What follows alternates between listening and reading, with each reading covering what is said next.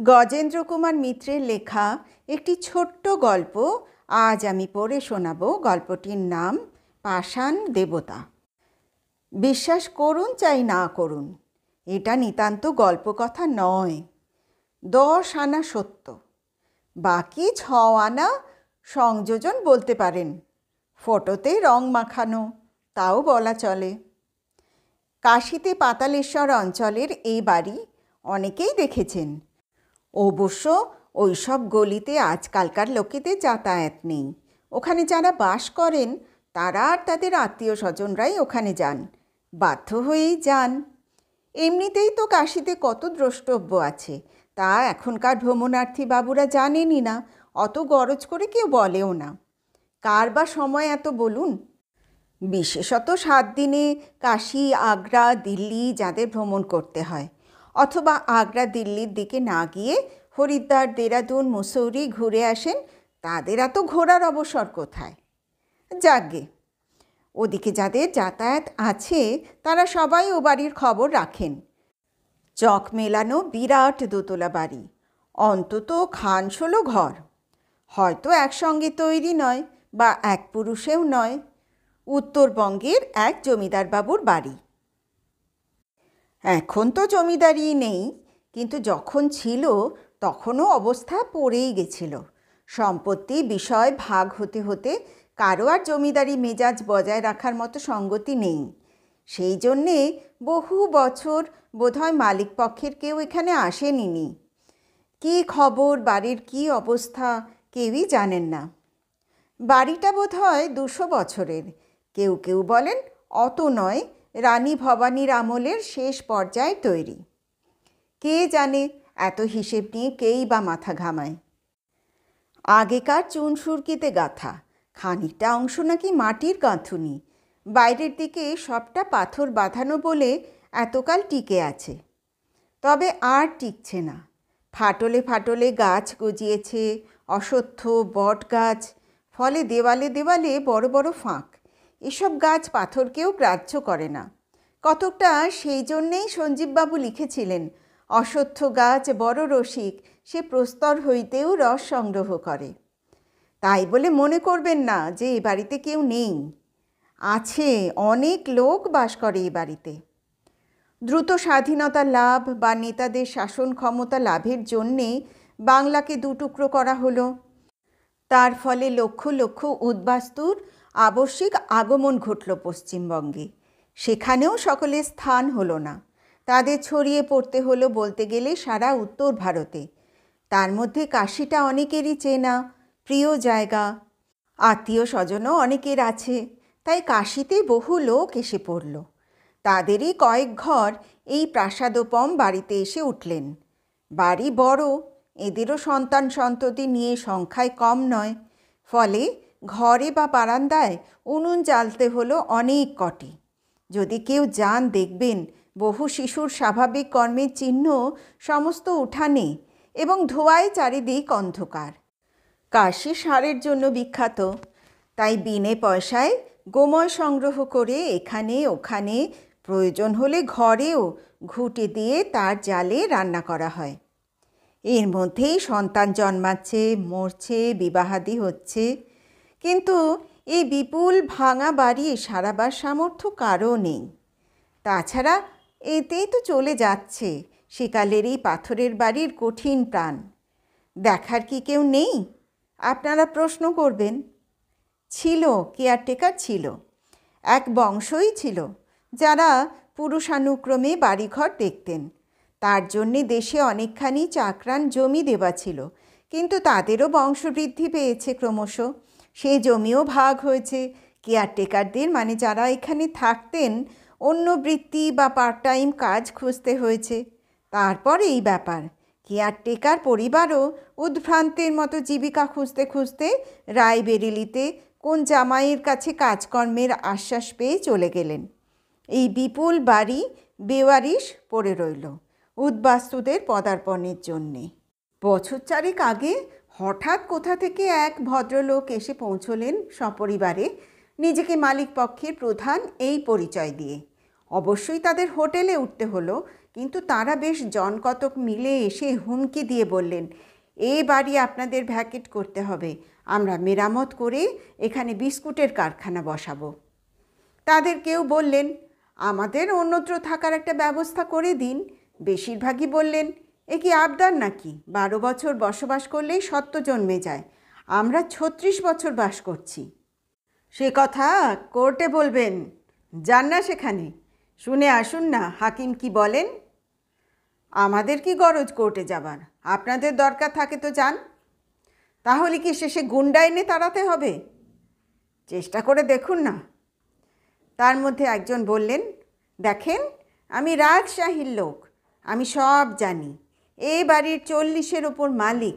আপনি কে, কি অধিকারে আমাদের ওপর তম্বি করছেন তা জানি না, তবে মামলা মোকদ্দমা করতে গেলে ফাঁপড়ে পড়বেন। আমি অন্তত 24 জন মালিকের নাম আদালতে পেশ করব। এসব জানতেন অতুলবাবু, কাগজপত্র কিছুই তার নেই, আনতে পারেননি। এখন নাকি সরকার জমি জমার দরুন ক্ষতিপূরণের ব্যবস্থা করেছেন। কাগজপত্র থাকলে তো অনেক টাকা ঘরে তুলতে পারতেন। একজন উপদেশ দিয়েছিলেন ওখানে গিয়ে টাকা খরচ করে দলিলের নকল আনবার। অতুলবাবু জানেন সেও অসম্ভব। কোথায় কি আছে তিনি কিছুই জানেন না। কোন দলিলের নকল চাইবেন, সবই তো 3-4 পুরুষের ব্যাপার। কোন জমি কে বিক্রি করেছে তাই বা কে জানে। অতুলবাবুরা 3 পুরুষ এখানে আছেন, দেশের সঙ্গে সম্পর্ক নেই, এসব নিয়ে মাথাও ঘামাতেন না। যদি না সামান্য কিছু তবিল তছরূপের ব্যাপারে তার চাকরিটি যেত। তবে এরকম বাধা পড়বে তা তিনি জানতেন, সেই জন্যে প্রস্তুত হয়েই এসেছেন। কলকাতাতে থাকতে এক গুজরাটি কাঠগোলার মালিকের সঙ্গে তার আলাপ হয়েছিল। সেই ভদ্রলোক এ অঞ্চলে নিরিবিলি জায়গা খুঁজছিলেন একটা গোপনীয় কিছু ব্যবসা করার জন্যে। তিনি এই ঢাউস বাড়ির খবর পেয়ে বললেন, যদি কোনো রকমে একটা দলিল খাড়া করে বিক্রি করে দিতে পারেন তো আমি ঝুঁকি নিতে রাজি আছি, কিন্তু সেক্ষেত্রে 10,000-এর বেশি পাবেন না। আর উদ্বাস্তুদের তুলে দিতে পারলে আমি 30,000 দেব, এই অনেক বেশি। অতুলবাবুর 30,000-এর দিকেই ঝোঁক স্বভাবতই। তিনি সুর পাল্টালেন, এদের কাছে প্রস্তাব করলেন এরা বাড়ি ছেড়ে দিলে কিছু কিছু ক্ষতিপূরণ করতে রাজি আছেন। 3টি পরিবার হাত জোর করে বলল, আমরা 1 পয়সাও চাই না, আপনি দয়া করে অন্যত্র যদি একটু বাসার ব্যবস্থা করে দিতে পারেন আমরা তখনই উঠে যাব, তবে মোটা ভাড়া বা তার সঙ্গে সেলামি কিছুই দিতে পারবো না। বাকি 4 পরিবার 25-30 হাজার চেয়ে বসলেন। অনেক বুঝিয়ে বিস্তর অনুনয় করেও কোনো ফল হলো না। অগত্যা 10,000। কিন্তু আরও একটু ফ্যাঁকড়া তুললেন গুজরাটি মহাজন। বললেন, তবে এইসবের আগে ওই যে উঠোনে ছোট 2টি মন্দির আছে ও দুটো ভেঙে শিবলিঙ্গ সরিয়ে নিশ্চিহ্ন করে দিতে হবে। এই সম্পত্তি দেবত্বর তা তো দেখতেই পাচ্ছি। আশপাশের বাসিন্দারা বলছেন এটা জোড়া শিবের মন্দির বলে বিখ্যাত। উদ্বাস্তুদের না হয় তোলা যাবে, কিন্তু কেউ যদি দেবোত্তরের মামলা তোলে। এই জন্যে প্রস্তুত ছিলেন না অতুলবাবু। পাথরের 2টি নুড়ি এতদিন পরে এমন বাধা হয়ে দাঁড়াবে তা কে জানত। 2টি ছোট ছোট মন্দির, একটি তো প্রায় ধূলিসাৎ হয়ে গেছে, পাথর মাটি স্তূপ, তার নিচে শিবলিঙ্গ আছে কি না তাও কেউ জানে না। আরেকটি মন্দিরও বড় অশ্বত্থ গাছের কৃপায় 2 ফাঁক হয়ে গেছে, বেশ আলো দেখা যায়। কোশমিনকালেও কেউ পুজো করেন, বা অন্তত কেউ 2টো আতপ চাল বা বেলপাতা ছুঁড়ে দিয়ে পুজো করেছে বলেও জানা নেই।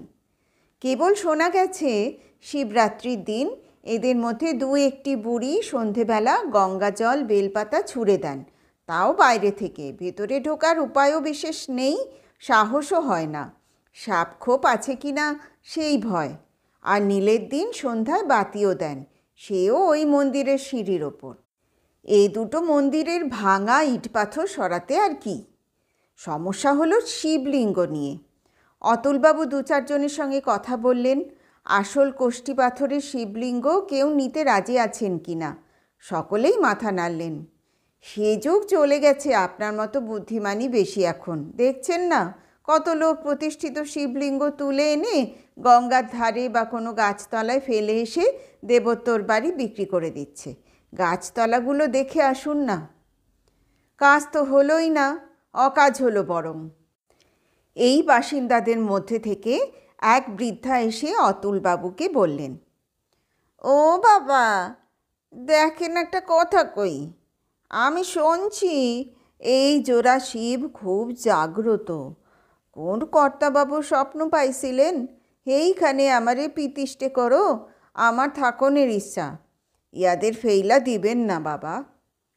অতুলবাবু বললেন, সে পরামর্শ আপনার কাছ থেকে নেব না। আমাদের পূর্বপুরুষ প্রতিষ্ঠা করেছিলেন শখ করে, পয়সা দেখাবেন বলে। আমাদের অত শখ নেই। এত জাগ্রত ঠাকুর, তাও তো আপনারা কেউ কোনো দিন একটু ফুল বেলপাতা দিয়েছেন বলে শুনিনি। চাঁদা করে অন্তত বাবার মন্দিরটা সংস্কারও তো করতে পারতেন। অশ্বত্থ গাছ মন্দির ভেঙে দিচ্ছে, তাও কি চোখে পড়েনি? এখন উপদেশ দিতে এসেছেন নিজেদের স্বার্থে। ওসব ভক্তি আমি খুব জানি। বৃদ্ধা অপমানিত হয়ে মুখ কাঁচুমাচু করে চলে গেলেন। এইখানেই এই পর্বের শেষ হলো না। অতুলবাবুর এক অতিবৃদ্ধ আত্মীয়া বৃন্দাবনে বাস করেন। তিনি নাকি কী স্বপ্ন পেয়ে এসে হাজির হলেন। নড়তে পারেন না, একজনকে কিছু টাকা আর গাড়ি ভাড়া দিয়ে নিয়ে এসেছেন। হ্যাঁ রে অতুল, তোর নাকি মতিচ্ছন্ন হয়েছে, ভীমরতি ধরেছে। তুই আমাদের জোড়া বাবাকে উপরে ফেলে দিবি বলেছিস। এই কথা তুমি শুনলে কি করে এর মধ্যে? অপ্রসন্ন মুখে বললেন অতুলবাবু। কার মুখে শুনবো আবার? কেউ কি কোনো দিন একখানা পত্তর দিয়ে উদ্দেশ করে? স্বয়ং মালিক বাবাই স্বপ্ন দিলেন, বললেন, আমি স্বপ্ন দিয়ে এখানে এসেছিলুম, কথা দিয়েছিলুম ও ঠাকুরদাকে যতদিন রাখবে থাকবো, যদি আমাকে ত্যাগ করো, যে করবে তার সর্বনাশ হয়ে যাবে। একটু বুকটার মধ্যে ছ্যাঁত করে ওঠে বই কি। সত্যি এই বৃদ্ধার তো অত সব জানার কথা নয়। তবে তারও আর উপায় নেই। দেনায় মাথার চুল পর্যন্ত বিকিয়ে আছে। চাকরি যেতে এক চালানি কারবার ধরে আরও ডুবেছেন। যা হয় হবে, তার আর কোনো পথ নেই। পরের দিনই গাঁইতি কোদাল নিয়ে 2-3 জন লোক এলো, সঙ্গে অতুলবাবু আর তার বড় ছেলে গোপাল। আগে ভাঙা মন্দিরের জঞ্জাল সরিয়ে এ মন্দিরও ভাঙা হবে। প্রথম কোদাল চালাতেই একজনকে সাপে কাটল। তা নিয়ে হইচই, লোক জড়ো হয়ে গেল। শুধু এই বাড়ির বাসিন্দা নয়, পাড়ার 2-4 জনও বললেন, এ কী করছেন? প্রথম চোটেও আপনার চৈতন্য হচ্ছে না? এ কি সত্যিই কিছু আছে এসব ঘটনার মূলে? একবার চোখ বুলিয়ে নিলেন। মজুর যারা কাজে এসেছিল তারা আর কেউ এগোবে না, তাদের মুখ দেখেই বোঝা গেল। এখনই কথা শোনা যাচ্ছে, লোকটা যদি না বাঁচে তার ক্ষতিপূরণ দিতে হবে। অতুলবাবু কতকটা পাগলের মতোই শাবল তুলে নিয়ে গিয়ে এদিকের তখনও দাঁড়িয়ে থাকা মন্দিরের ঝুলনো আধভাঙা কপাটটায় মারলেন এক ঘা। তাতে দরজার কপাটটা ভেঙে পড়ল। সেই সঙ্গে পড়ল আরও কিছু। ওদিকে ঠাকুর দালানের উপরকার ছাদও কটা ঘর নিয়ে সব শুদ্ধ মরমর করে ভেঙে পড়ল। বাসিন্দাদেরও হয়তো কেউ জখম হয়েছে। তাছাড়া অতুলবাবুর বড় ছেলের ওপর পাথরশুদ্ধ অনেকখানি পড়েছে। সম্ভবত তখনই সে মরে গিয়েছে বা কিছু বিলম্বে মরবে। প্রাণ থাকলেও আর বাঁচানো যাবে বলে কারোরই মনে হলো না।